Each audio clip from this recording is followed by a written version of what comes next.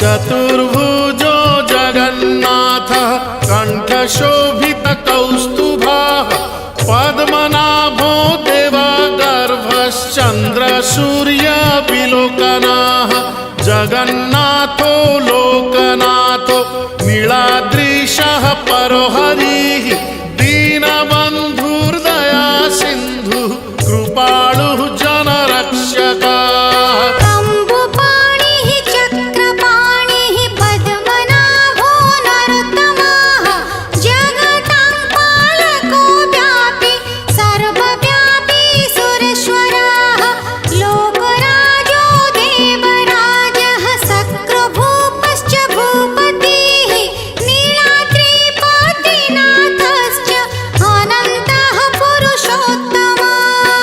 तार्क्ष्योऽध्यायः कल्पतरुः